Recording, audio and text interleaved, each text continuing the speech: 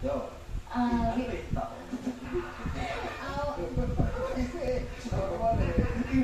naging kami po kasi 17 ako. Oo. Conservative ka pero yung jowa kang 17. Saan pinakatawa naman yung pagiging conservative mo? Diba? So ikaw, ilang taon ka na?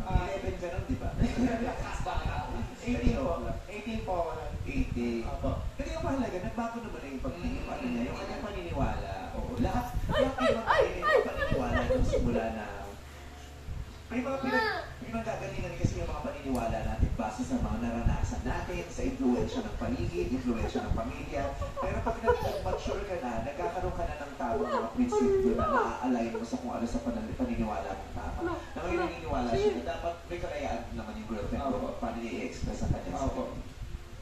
Kapag ano tayo, babae tayo ng araw, yung pinigpit ako ng jowa ko. So, ayaw kasi nung boyfriend ko eh. Parang nakakababae. Correct. Pero pag lumabas ka na sa to, kahit parang Bago niya pala ako. Oo. Kahit naman lalaki, di ba? Sa simula parang nagkinikilig sila pag yung babae masyadong ano sa kanya. Huwag mo na sumiin yan. Masyadong ang pogi dyan. Ang dami tititig sa'yo. Parang feeling ko, talagang gusto niya sa kanya lang ako.